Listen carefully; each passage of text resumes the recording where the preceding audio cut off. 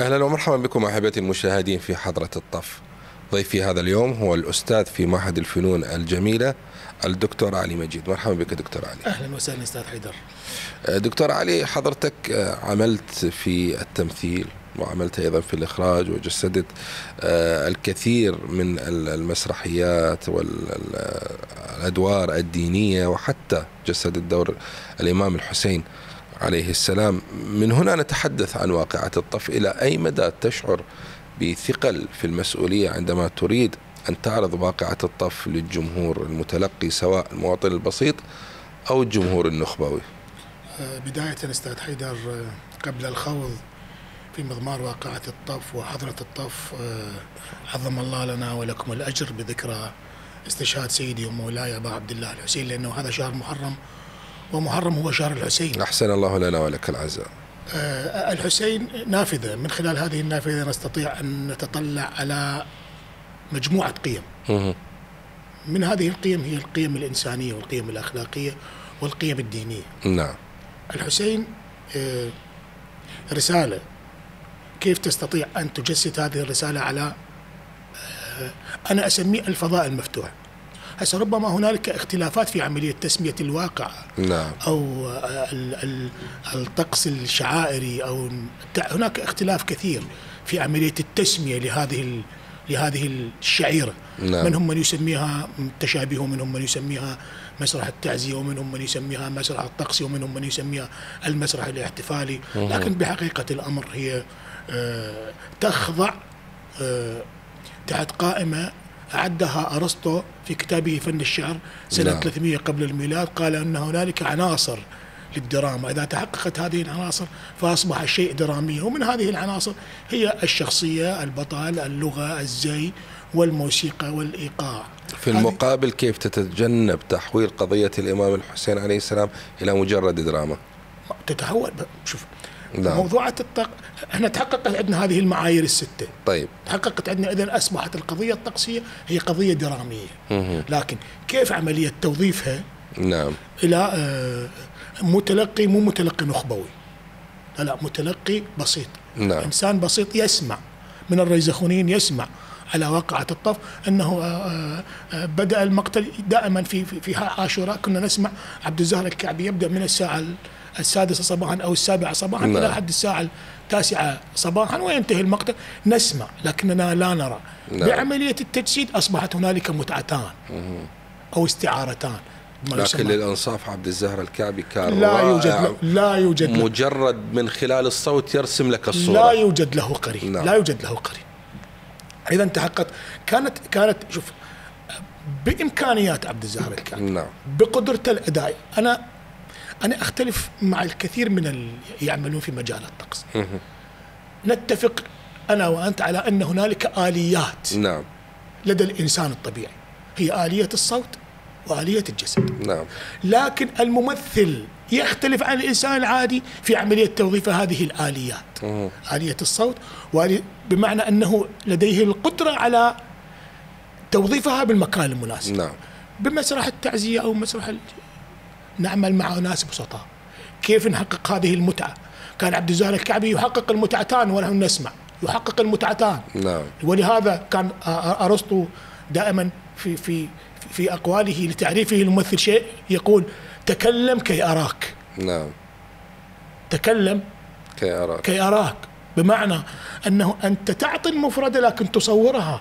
ولهذا أنا أختلف في عملية أنه هنالك آليتان للممثل، هي آلية صوتية وجسدية. أنا أضيف وظفتها في رسالة الماجستير، قلت أن للممثل 3 آليات، آلية صوتية وجسدية وذهنية. لا يمكن أن تتحقق هذين الآليتين الصوتية والجسدية دون الاستغناء عن الذهن. الذهن يحقق لك الخيال والمخيلة والملاحظة والانتباه والتركيز. هذه العناصر ال5 تساعد على عملية التوظيف. نعم. ولهذا هنا تساءلنا إلى أي مدى يشعر الممثل والمخرج بثقل المسؤولية التصدي لقضية مثل الإمام الحسين عليه مسؤولية كبيرة جدا. مسؤولية أولا أخلاقية، ثانيا مسؤولية ربما تكون عرفية. نعم. ولهذا أغلب التشابيه اللي تشتغل في مجال الطقس الحسيني، ممثل الشخصية الرئيسية يضعون له احنا نسميها البوشية. نعم. أو الحجاب اللي يفصل. ليش؟ لأنه العرض راح يكون بفضاء مفتوح وراح يحضر الصغير والكبير. نعم. إذا شاف الشكل طبيعي مكشوف، هذا الطفل الصغير إذا شاف الشكل طبيعي مفتوح وبعد انتهاء المقتل طلع الممثل اللي مؤدي هذه الشخصية طلع بالشارع ربما ابتسم ضحك بصوت عالي، هذا الطفل هو عنده انطباع أنه هذا مؤدي شخصية الإمام الحسين. نعم. فشي يصير عنده؟ يصير عنده ردة فعل. ولهذا أنا دائما شو أقول إنه مؤدي شخصية الإمام الحسين يدفع ضريبة. ضريبة حتى ضريبة مرات، شوف هو يدفع ضريبة مرات تكون ضريبة ثقيلة تحدده وتحجمه وما تخلي، يعني مثلا على سبيل المثال اللي يشتغلون بالأوساط الفنية، أنا هسه رجل عندي عرض مسرحي الآن دا أشتغل على تمرين عرض مسرحي. نعم. وأنا مؤدي شخصية بالعرض المسرحي عندي سلوكيات. نعم. هذا مجال فن نخبة، شوف يدخل العمل تنافسي في مهرجان عربي. نعم. عندي سلوكيات، لكن هاي السلوكيات إذا شافتها المنطقة ايش راح يصير؟ راح يصير ردة فعل عند الناس البسطاء اللي شافوا على سبيل المثال أبو فاطمة يؤدي شخصية الإمام الحسين، كيف يؤدي هاي الشخصية؟ فلازم شو يصير عندك؟ لازم يصير عندك ثقل، لازم يصير عندك نوع من الحشمة. نعم. في عملية، حتى في سلوكياتك، حتى في تصرفاتك. طيب أستاذ علي، ومن هنا يتم في أغلب الأحيان الاستعانة بأشخاص غير معروفين أو بعيدين عن عالم الفن وتأهيلهم للقيام بدور معين ضمن مسرحية تتصدى لقضية الطف وواقعة الطف. هنا نتساءل كيف من المخرج أن يهيئ شخص ربما يكون ما له أي معلومات بالتمثيل والفن وخاصة الفن المسرحي وهو على درجة من الصعوبة، كيف تهيئ خلال أسابيع معدودة، يعني مثلا أسبوعين أو 3؟ يعني أنا حقيقة أنا تعاملت مع هذا الكم. نعم. يعني مع هذا الكم من الشخصيات اللي هي ما لها علاقة في مجال المسرح أو مجال التمثيل، فقط أنها تمتلك موهبة وتمتلك حب. هاي معايير اختيارك؟ يعني لا معايير. لا أنا شوف، أنا أشتغل على نظام ديل سارت. ديل سارت أسس مفهوم سماه المسرحية جيدة الصنع. نعم. هذا المفهوم كمسرحية جيدة الصنع بها معايير، معنى أنه تعمل على ما يسمى بالدقة التاريخية. يعني على سبيل المثال أنه أنا ما ممكن أنه أجيب شخصية جون اللي هو مولى أبو ذر الغفاري. نعم. ما ممكن أنه أجيب شخصية جون أجيب يعني رجل أو شاب أبيض البشرة. فبالضرورة شنو يكون؟ نعم. يكون وما ممكن أنه أستعير بعملية الميك أب أستعير. نعم. لا، فبالضرورة أنه أبحث عن شنو؟ عن هذا السمار الحقيقي. هذا السمار الحقيقي من تبحث عنه راح تحفر في حيثيات. أنا دائما في عملية يعني عملية إعطاء الدور. نعم. أبحث عن 3 أشياء أراها في بناء الشخصية، يسمونها بالمجال الفني أو في علم النفس يسمونها الإنماء. نعم. أنت كيف تعمل على إنماء أو تطوير هذه الشخصية. عندك 3 أبعاد: البعد النفسي والبعد الاجتماعي والبعد الطبيعي. يعني مثلا على سبيل المثال عبد الله بن عمير الكلبي، أول بعد خطبة برير وزهير يبدأ عبد الله بن عمير الكلبي بالخروج إلى الواقع. يقول أنه نظر الحسين وإذا به يرى رجلا طويلا عريض ما بين المنكبين. نعم. وصف، بالتالي لازم يجيبها مطابق لهذا الوصف. فبالضبط بالضرورة أن يكون تطابق لهذا الوصف، بالضرورة. ليش؟ لأنه المتلقي عنده نظرة يسمونها النظرة الانطباعية. نعم. يعني عنده انطباع على كل الأشياء. من أجيب له شخصية مثلا مو بهذا الحجم، صار عنده انطباع أنه هاي الشخصية. نعم بالفعل. هنا راح ينعكس سلبا على العمل. راح نتناول أيضا هذه التفاصيل وأهميتها لإنجاح العمل، لكن خليني أذهب إلى فاصل قصير ونعود من بعد ذلك للحوار.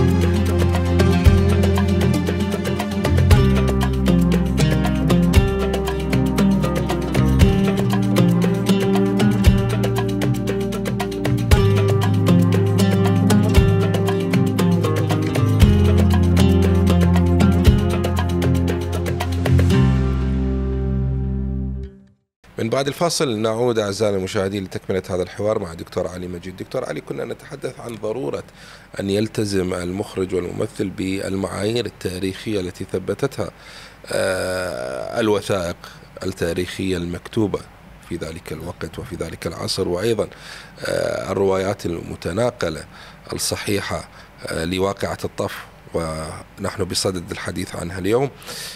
لكن عندما يتصدى فنان مثلا أو مخرج لعمل فني بحجة الإبداع وحجة الخيال المفتوح وحرية العمل، وأن لا يكون الإبداع مقيد، يعني من المخرج من الممكن أن يكون هذا على حساب التوثيق التاريخي وما هو متعارف عليه والحقائق الثابتة. هنا يدخل في إطار تزييف التاريخ، سواء بشكل مباشر مقصود أو ربما من حيث لا يعلم الرجل غير مقصود أو غير قاصد بالأحرى أن يقوم بهذا التشويه للحقائق التاريخية وحتى للعمل الفني. برأيك يعني ماذا تقول لمخرج أو ممثل يزيف الحقائق عبر الزمن، يحاول من خلال عمله أن يجعل الفن أداة للسلطة أو أداة للأهواء الشخصية لمجتمعه؟ بالتالي الفن هل هو وسيلة لإرضاء الحاكم وإرضاء المجتمع المتوجه نحو فكر معين، أو أن الفن هو أداة للحقيقة؟ طبعا السؤال بمحاور كثيرة. نعم. أنا أحاول أن أختصر. الفن رسالة إنسانية. بما أنه رسالة، أنا دائما أقول لطلابي طبعا نتعامل معهم، أعطيهم درس مادة فن التمثيل، أقول لهم أنت بمثابة الرسول، عندك رسالة. نعم. رسالة أخلاقية وقيم تربوية، كيف ترسلها؟ اللي يحاول أنه يزوغ الحقائق، أنا أعتقد ما يقدر يسمخ بقضية الطقس الحسين، ما يسمخ به. نعم. وين يروح لمنطقة يسمونها يعني التجريب. يعني يروح منطقة أخرى يقول لك أنا من دواعي التجريب. لكن حتى دواعي التجريب هذه هي بها أسس وبها قواعد وبها معايير. يعني في 3 محافظات أو 4 محافظات في العراق الحبيب، اللي هي النجف والحلة وديالة والكوت والديوانية وحتى بغداد، عملت مهرجانات خاصة في التجريب بالمسرح الحسين. التجريب في المسرح، بمعنى أنه يأخذ، يعني على سبيل المثال يأخذ حادثة معينة، على سبيل المثال أنه أنا أتذكر بال2010 قدمت عمل اسمه الهاجس الأخير. شنو فكرة الهاجس الأخير؟ الهاجس الأخير، الحر بن يزيد الرياحي بعد ما يريد يتوب للإمام الحسين سئل أوس بن مهاجر، قال له ما بك يا حر؟ قال له أريد أن أسقي فرسي. قال له ما أنت، هذا مو عملية إسقاء الفرس، يعني أنت ظاهر الأمر تريد ترتد. قال له إني لأخير نفسي ما بين الجنة والنار ولا أختار عن الجنة سبيل. أنا مع المؤلف أخذت هذا الحوار. نعم. حطينا اخذنا هذا الحوار صار فكره، هذا الحوار صار فكره، بمعنى انه الانسان مع نفس الاماره بالسوء، مع نفس الاماره بالسوء، عمليه الصراع الداخلي، هذا الصراع اللي صار به الحر بن يزيد الرياحي. هو صار في مرحله، هو ليش ما يعرف الامام الحسين؟ يعرف، لكن هو اكو صراع بينه وبين نفس الاماره بالسوء لحد وصلت الى لحظات اللي انت حر في الدنيا وحر في الاخره. لكن عمليه بالمناسبه يعني حتى بعض الجهات المعنيه بدات تحاول انه تدخل لهذا المكان، ليش؟ لانه بداوا يشوفونه الاقرب الى المتلقي. نعم. يحاولون انه يعني يحاولون انهم يستعطفون المتلقي. وبالمناسبه هذا لو ترجع الى جذوره، هذا الموضوع لا ترجع تلقى الكنيسه الرومانيه اول ما اشتغلت بالمسرح الطقسي. اول ما اشتغلت بالمسرح، الكنيسه منعت المسرح. جابته وين؟ جابته داخل الكنيسه. فبدت تشتغل بالانجيل والتوراه، وبدت يعني الكهنه هم اللي يأدون، فشافوا مدى تأثير هذه الأشياء الطقوسية. قدموا القصص الموجودة بالإنجيل والتوراة مثل ما هي، لو حرفوها بالحق وجهة نظرهم؟ لا قدموها مثل ما هي. نعم، قدموها مثل ما هي. طيب بالمناسبة حتى بعملية، أنا أتذكر مرة شفت موضوعة أيضا بالطقس الحسيني، قلت لهم جمهورنا بالمناسبة جمهور المسرح التعزية جمهور واعي جدا. نعم. يعني واعي جدا بالفطرة، ما يحب الاشياء الحديثه. يعني مثلا على سبيل المثال انه جيش عمر بن سعد يشاير رايه داعش على سبيل المثال، جيش عمر ما يتقبلها. هو شو يريد الواقع. نعم، ما يريد الاسقاطات الحديثه. ما يريد الاسقاطات الحديثه ممكن تغديها بالمسرح. نعم. بمسرح العلبه، المسرح الايطالي ممكن تروح تقدمها هناك. نعم. لكن بمسرح الفضاء المفتوح، المتلقي البسيط، المراه الكبيره بالعمر اللي جايه تريد تشوف زينب من تطلع من يوقع الامام الحسين، تريد تشوف زينب، تريد تشوف هذا. وبالمناسبه يعني المجتمع الان والمتلقي الان يروح لمنطقه العبره، ما يروح لمنطقه العبره. نعم. يعني يروح لمنطقه النعي، ما يروح لمنطقة الحوار الأدبي. طيب هذا دور منه أنه يسحب الجمهور إلى منطقة الحوار، الحوار اللي يحمل فكرة ويحمل رسالة. هذا إذا رحت لهذه المنطقة راح تفقد الجمهور. نعم.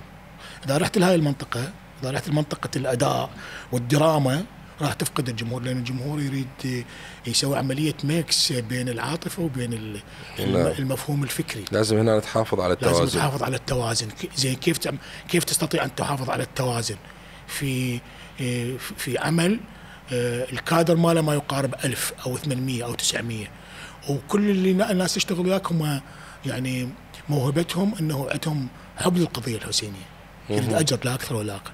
كيف تشتغل معه؟ كيف توصله إلى قناعة أنه هو أبو ثمامة الصاعدي؟ دكتور علي، بما أنه ذكرت زينب عليه السلام، ربما يكون سؤال جريء. تخيل معايا ميزانية غير محدودة خصصوا لك إياها لإنتاج واقعة الطف، هسه تنتجها مسرحيا، تلفزيونيا، سينمائيا، أنت حر، لكن عندك ميزانية غير محدودة. منو من الممثلات اللي تختارها تأدي دور زينب عليه السلام؟ عراقية، عربية، عالمية؟ خيال المخرج مفتوح والميزانية مفتوحة. وتعطيني السبب ليش اختاريت الممثلة الفلانية. شوف شخصية زينب. نعم. أنا بالمناسبة أنا يعني على التواصل مستمر بالوسط الفني يعني. ودكتورة شذا سالم من الشخصيات الفنية الراكزة. أعطتنا درس في التمثيل قبل تقريبا 3 أشهر، أعطتنا درس في التمثيل في عرض مسرحي سيرك. نعم. عرض مسرحي اسمه سيرك للمخرج الكبير جواد الأسدي، أعطتنا درس في التمثيل. دكتورة شذا عندها معايير. نعم. عندها حدة الوجه، عندها خامة الصوت. نعم. عندها الحضور، الكاريزما الإلهية. أكو مرات أكو مدربين يجهزون السياسيين على أنه شلون يقعد، شلون يمشي، شلون هذا يخلق كاريزما صناعية. لكن الدكتورة شذا عندها كاريزما إلهية. تخيلتك راح تختار مثلا ممثلة نجمة عربية لا أو نجمة عالمية لا ربما؟ لا ما أروح لهاي المنطقة. بالمناسبة أنا قبل تقريبا 4 أو 5 سنوات أزيد تقريبا. نعم. كان عندي هذا المشروع. طبعا عذرا مو قصور بستنا ونجمتنا الفنانة شذا سالم، لكن يعني لكن بيئة المكان هي بالضبط. بيئة. شوف ربما أطيل في سردي للموضوع، لكن هو أنت تسأل أسئلة تثير عندي أشياء نعم. بالضرورة أن أذكرها. عند أنطوان أرتو أحد المخرجين الروس العظام، نعم. اللي هو اشتغل على منطقة الطقس، اجى لإيران، ألف كتاب اسمه المسرح وقرينه. اجى لإيران، شاف مسرح تعزية، نعم. بالشارع مسرح تعزية بالشارع، شاف جمهور كم والناس تبكي ودراجات واقفوا يشوفون ذولا ويبكون، مسرح تعزية واقع. نعم. فانبهر، معقولة؟ فاجى اتفق مع المخرج، قال له أنا راح أسوي لك مهرجان وأريدك تعرض بمسرح يسمونه مسرح علبة، مسرح إيطالي. نعم. نقل الحدث نفسه اللي الجمهور بدأ يبكي عليه، نقل الحدث خلاه على مسرح ستيج على علبة. فقد روحيته، فقد بيئته، فقد البيئة، ما أثر بالمتلقي. بالحديث عن المكان وبنفس الخيال والميزانية مفتوحة لتصوير فيلم سينمائي هذه المرة عن واقعة الطف، أي مكان تختار؟ عندي مكان اللي هو بحر النجف. عندي مكان. نعم. أكو مؤسسة اسمها جماعة الوتر الموتور، عندهم 35,000 دونم. وذولا يعني أصدقائي بالمناسبة، هم ذولا مهتمين بالشعائر الحسينية، وعندهم هذا، وهم مخلينا وقف لأي عمل، أي عمل خاص. ورحت أنا طلعت على المكان، طبعا أنا السيد الصبت رجل محترم وكيس، رجل دين، وأيضا مهتم بهذه القضية. فخابرني قال لي الدكتور أريدك تجيني. رحت شفت المكان مرعب. نعم. مكان مرعب. إذا اختارينا الشخوص والممثلين والمكان، وفعلا كنت موفق بالاختيار. نحن أهل القضية ونحن أولى بتجسيدها، لأن هي مش شربة بدمائنا، بخلايانا، بذهنيتنا، بخلفيتنا الثقافية والتراثية. لكن أحيانا تحياتنا لكل فنانين، هو مو قصور بيهم، من الميزانية متوفرة والمخرج نقول له خيالك مفتوح، يحاول أنه يستورد نجوم آخرين حتى يسوق من خلال أسمائهم العمل الفني. لكن يبقى العراقي هو صاحب القضية، ويبقى العراقي هو الأكثر قدرة على التجسيد والأكثر موهبة. ب30 دقيقة ثانية عفوا لو سمحت. نعم. العراق مصنع للمسرح، يعني يفوق الدول العربية. نعم. الفن المسرحي في العراق فاق الدول العربية، الدول العربية تتعلم من العراق. بالفعل. استكمل، لكن بعد هذا الفاصل خليكم قريبين.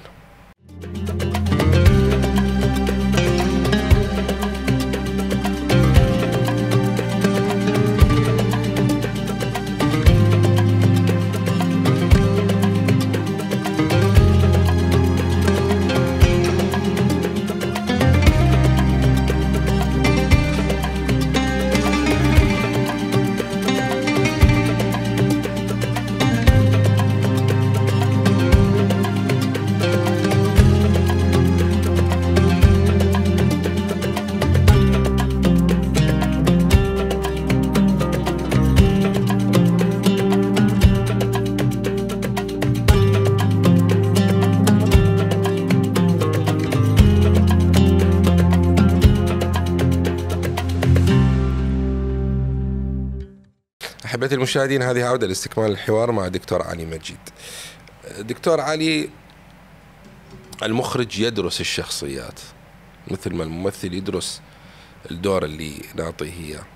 بصراحة منو الأكثر دراسة، منو الأصعب، منو اللي تستغرق بدراسته أكثر؟ دراسة الشخصيات الخيرة إذا ما صح الوصف، لو دراسة الشخصيات السيئة والظالمة مثل يزيد وابن زياد والشمر؟ لا عفوا، من الأصعب يعني التحضير لها؟ دراسة الشخصيات السيئة يعني مو سيئة، هي ما ممكن نصفها بالسيئة. يعني احنا عندنا شخصيات إيجابية وشخصيات سلبية. شخصية سلبية هذا وفق التوصيف الأكاديمي، شخصية لكن وفق التوصيف الشعبي هذا مجرم، والإمام الحسين بعد هو إمام. أنا دائما أقول لكل الذين يعملون معي، إذا أجيت بجيش الإمام الحسين لك حسنة، وإذا رحت بجيش عمر بن سعد لك حسنتين. ليش؟ لأنه الله سبحانه وتعالى أعطاك هاي القيمة الإنسانية وكرمك على كل الأشياء. نعم. زين كيف أنت تدنس هاي الأشياء؟ هو مطيك مكرمك بأجمل الأشياء، أنت إنسان عظيم، مو؟ زين أنت هاي شخصية سيئة، هاي ارتكبت جرم عظيم، ارتكبت إثم. أنت هسه راح تخليني أضطر أسألك، لازم تسأل، كيف تختار شخصية أو إنسان يجسد دور يزيد دون أن يشعر بالوصمة أو العار، ما يخاف من المجتمع وهو ضميره بداخله ما يأنبه ونفسيا ما يتأذى. أنا عندي شخصية يعني شخصية الشمر بالواقع. نعم. شخصية الشمر يزيد أو الشمر يعني نعم هؤلاء المجرمين شخصية الكفرة. الشمر جيت قعدت وياه. طبعا هو طالب، يعني هو خرج كلية فنون جميلة، فنان. نعم. هو فنان يعني مسرحي. فأعطيته شخصية في عمل، قلت لك من ساعة ذكرت اسم الهاجس الأخير، أعطيته الشخصية السلبية للحر. يعني نعم. الشخصية السلبية مو الإيجابية. فأداها حقيقة وأخذ جائزة أفضل ممثل بها. بعد ما رجعنا قلت له نور راح يعني أشوفك بالشمر. ما هو علي، قال لي أبو فاطمة عود ليش؟ قلت له الله سبحانه وتعالى من إجا إبليس من يريد يغوي الإنسان ما يغوي بشغل شرير، يعني ما يغوي بشكل قبيح. نعم. يزين له الأشياء. نعم. قال لي، قلت له فأنت شكلك جميل،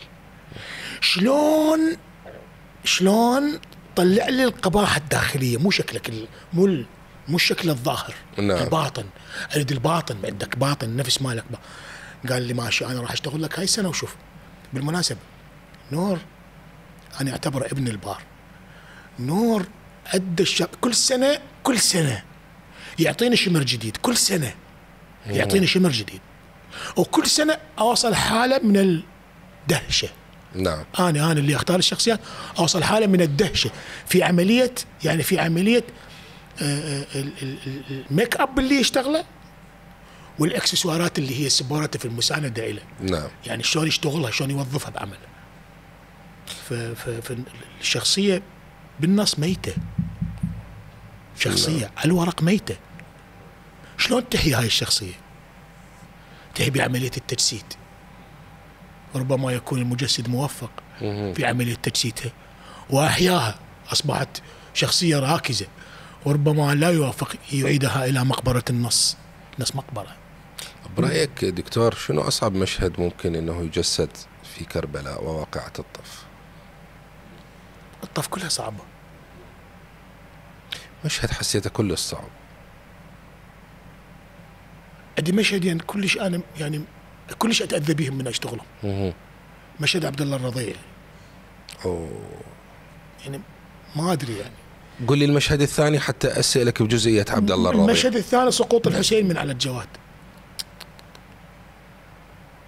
اكو بشاعة. يعني اكو بشاعة. حجر.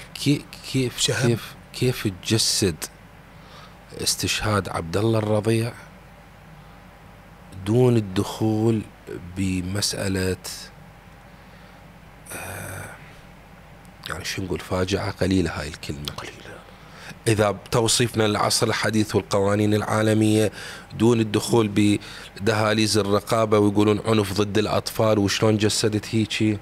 زين، مو أنت البشاعة لازم تجسدها، بنفس الوقت ما يراد تظهر فد بشاعة ضد طفل، وبنفس الوقت المشهد يحمل من الحزن الكثير.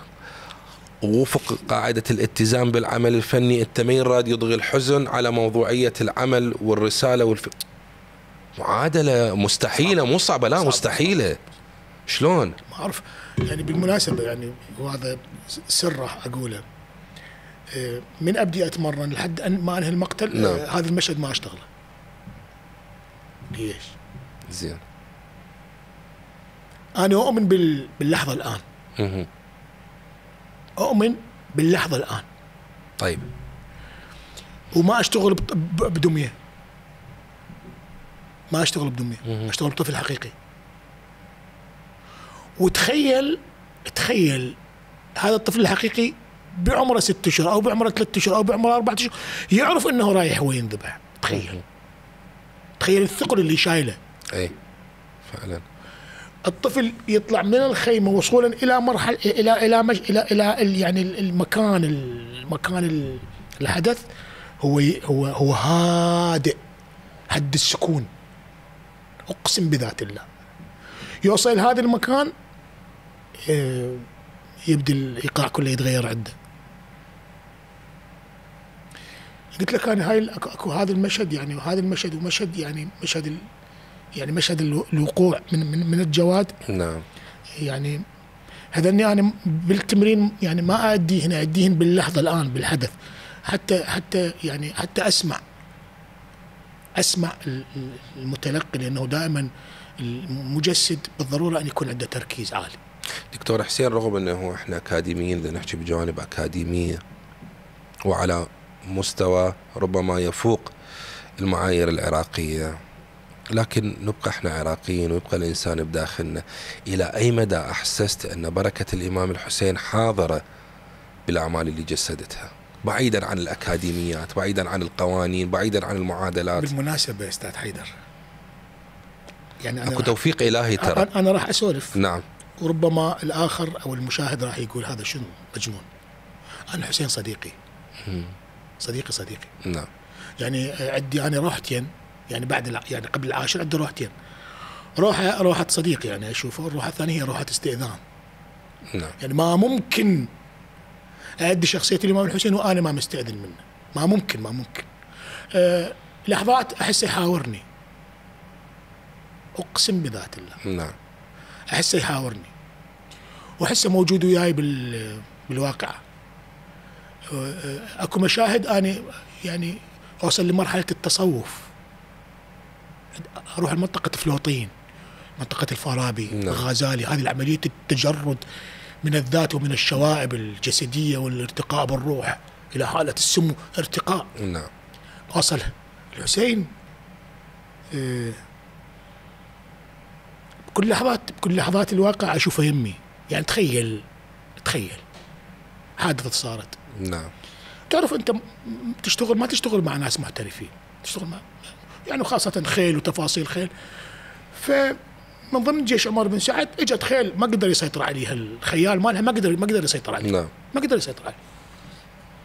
فاجت من ذاك المكان الى مخيم الامام الحسين وضربت الشخصيه، ضربتها يعني فرس وجايه وضربت الشخصيه. يعني شيء وين الشخصيه وين تروح؟ ضربتها يعني يبقى واقف لو يوقع. اقسم بذات الله ايدي واقفه هيك، الشخصيه واقفه هنا، ايدي واقفه هيك واستعدل. اقسم بذات الله. هذا عندي دقيقه وعندي بيها اسئله شائكه، ويمكن الجواب مو يمكن اكيد الجواب بها صعب، بس اريدك تجاوبني بسرعه. كلمه توجهها للامام الحسين، رساله، وهو اكيد يسمعنا الان. انت روحي. واقعة الطف بجملة واحدة أو بثلاث كلمات، بجملة اختار الكلمات اللي تريدها، أوصف لي إياها بجملة. ملحمة لإثبات الوجود، نص الله كاتبه. مشهد واحد يختزل واقعة الطف، اختار لي مشهد تحس إنه الواقعة والرسالة كلها تبلورت به. مشهد إيثار الأخوة، مشهد المال. عباس من آثر على نفسه أن يشرب المي. نعم. آثر على نفسه أن يشرب المي. والأطفال والإمام الحسين ما عاد. بالمناسبة هي رسالة الله سبحانه وتعالى، يعني كان بإمكان الإمام الحسين يضرب السيف من الخيمة يطلع مي طبيعي جدا. نعم. لكن هي رسالة للإنسان. ولهذا دائما أقول واقعة الطف هي نافذة من خلالها نطلع على هواي قيم، رسائل بث. زين، احنا اهل القضية ونعرف هاي الرسائل، شلون ممكن نوصل هاي الرسائل للآخر لغير المسلم من يعني خلال الفن؟ شلون نوصلها؟ وصلناها بالفن المسرح، وصلت بالمسلسلات. لكن احنا عندنا مشكلة يعني بالنظام الإداري اللي يروح لمنطقة الثقافة والفن، يعني ما يصب جهده على إنتاج مسلسل. ليش؟ لأنه هذا المسلسل ربما راح يعرض إلى ما ينباع لأنه يروح لمنطقة يعني الإيرادات وما ينباع. ليش هسه إيران عندها مسلسلات جاية تشتغل؟ يوسف البعض يتخوف فعلا. يتخوف. خلينا نصيغ السؤال بطريقة أخرى، هل يمكن تحقيق إيرادات من فيلم سينمائي أو عمل مسرحي يتناول قضية الإمام ممكن الحسين ممكن ويربح ممكن. إذن هذا التخوف مو بمحله. لا مو بمحله، هو ممكن. ليش؟ لأنه المجتمع متعطش. بالمناسبة المجتمع، أنا بالمجتمع بشكل عام نعم. متعطش لمعرفة القضية الحسينية. معرفة يريد يعرفها، يريد يعرف نعم. الحقيقة. بالمناسبة حتى الآخر اللي ربما يكون عنده ضبابية، ربما يكون عنده تضليل بعملية الفهم، هو يريد يعرف. شوف، اكو مفهوم خاطئ عندنا. نعم. احنا جاي نمزج بين المعرفة والفهم. المعرفة نعم والفهم هو خطأ. الفهم واحد والمعرفة واحد. المعرفة ممكن انه انت تحصل عليها من خلال كتاب، لكن كيف تفهم مضمون هذا الكتاب؟ كيف تشغل المدركات العقلية اللي عندك، المدركات الحسية في عملية فهمك واستنباطك لهذه الأشياء؟ كيف؟ احنا ما فاهمين القضية الحسينية، احنا نعرفها نعم، بس ما فاهمين سر القضية الحسينية. ما فاهمين. الحسين كان بعد مقتل العباس يكفكف دموعه بكمه. عنده منديل بعد النقاء، بعد الأناقة عنده منديل يمسح العرق، يلبتشه ويمسح الدمعة مالته حتى لا تشوفه زينب. ما وين من القضية الحسينية؟ وين فعلا. طيب، المشاريع كثيرة والأحلام كثيرة. حدثني عن أحلامك اللي تطمح تحقيقها فيما يختص بالحسين وواقعة الطف. شيء لحد الآن ما حققته. وأسعى إلى إن شاء الله أريد أقدم واقعة الطف كيروغراف. هذا فن يسمونه فن الرقص، رقص يعني لغة عالمية، لغة الجسد. نعم. مو لغة الحوار. الآن اللغة المنطوقة أصبحت غير لغة محدودة. قدمها بشكل صامت. أقدمها بلغة الجسد، الكيروغراف. أتمنى يعني. أنا قدمت مشروع يعني تقريبا 3/4 جسدي. نعم. لكن من دخل به الحوار بعد خلاص. فأنا عند مشروع يعني اللي أطمح إليه أنه أقدم واقعة الطف كيروغراف. وإن شاء الله شخصيتين. ينجح هذا شخصيتين، الواقع بشخصيتين. من تختار؟ شخصية الشمر وشخصية الحسين، من غير أدوات أو شخص آخر. ثنائية عجيبة. ملحمة راح تكون. ثنائية عجيبة، ثنائية خطرة. ثنائية أسود وأبيض، خير وشر، موت وحياة. متشوق أنه أشوف هذا العرض، ونتمنى أنه يبصر النور بالقريب العاجل. شكرا جزيلا لك دكتور علي مجيد. شكرا لك وشكرا لقناتكم الجميلة اللي تحاول أنه وإنما تسعى دائما لإظهار أو لتسويق النخب التي ربما تكون مخفية على الأخوة المشاهدين، لأنه ما يعرفون أكو عندنا طاقات وعندنا ناس. فضايتكم الجميلة تحاول أن تستنهضهم وتطلعهم وتسوقهم وتقول لهم يابا هاي ناسنا، ذول الناس المبدعين اللي اشتغلوا بقضية الطقس الحسيني. شكرا لك وشكرا لمن يكون خلف الكاميرا. أنا أعتبرهم جنود مجهولين.